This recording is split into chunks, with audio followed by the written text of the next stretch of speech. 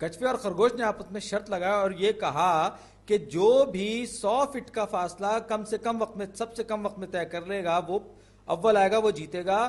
اور نیچے دیے گئے گراف میں ان کے وقت اور گزرا ہوا وقت اور طے کردہ فاصلہ جو ہے وہ دکھایا گیا ہے، جبکہ ٹی آف ٹی کا مطلب ٹرٹل یعنی کہ کچھوا ہے، جبکہ ایچ آف ٹی کا مطلب جو ہے وہ وقت جو کہ یا وہ فنکشن ٹائم کے حساب سے جو کہ ہیئر یعنی خرگوش نے گزارا. اب ہم سے پوچھا جا رہا ہے کہ نیچے دیے گئے جو اسٹیٹمنٹس ہیں وہ ریٹ آف چینج ٹی کے مقابلے میں ٹی آف ٹی کے لیے انٹرول 0 سے لے کر 20 کے درمیان ٹی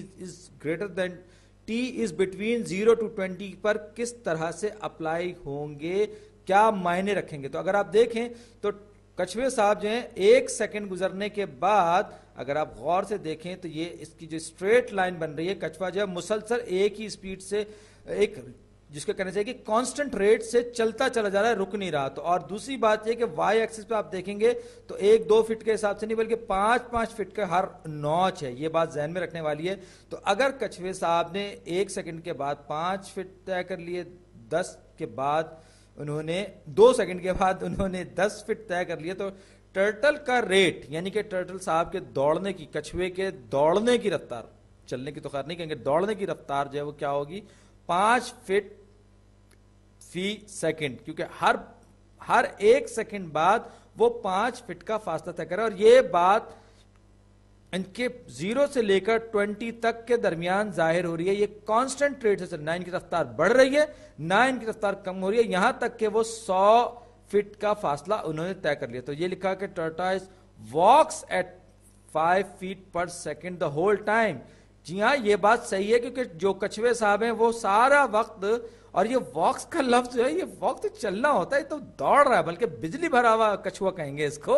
تو یہ جو ہے جو کچھوا ہے وہ 5 فٹ فی سیکنڈ کی رفتار سے مسلسل چل رہا ہے. اور اب دیکھیں دوسری اسٹیٹمنٹ کیا ہے کہ خرگوش 5 سیکنڈ کے بعد حرکت کرنے رک جاتا ہے، یعنی کہ یہ 5 سیکنڈ آئے.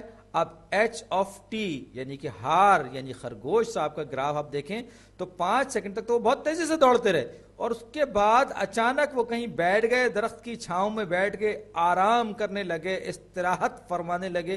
تو یہ 90 فٹ کا فاصلہ انہوں نے طے کیا تھا، اور یہ طے کر سکتے تھے مزید فاصلہ، لیکن یہ بیچ میں کہیں سو گئے. آپ کو یاد ہوگا کہانی میں یہی ہوا تھا.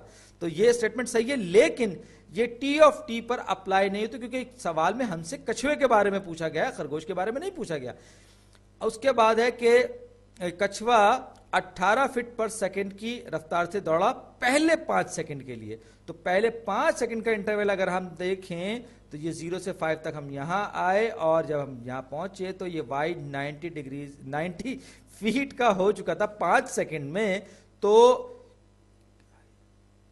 فرسٹ 5 سیکنڈ پہلے 5 سیکنڈ کے دوران خرگوش صاحب، اگر میں بیچ میں غلطی سے کہیں کچھوا کہہ گیا ہوں خرگوش تو معذرت، تو خرگوش کی جو رفتار تھی وہ 90 فٹ تقسیم 5 سیکنڈ یعنی کہ 90/5 کا مطلب کیا ہو گیا 18 فیٹ پر سیکنڈ ہو گیا.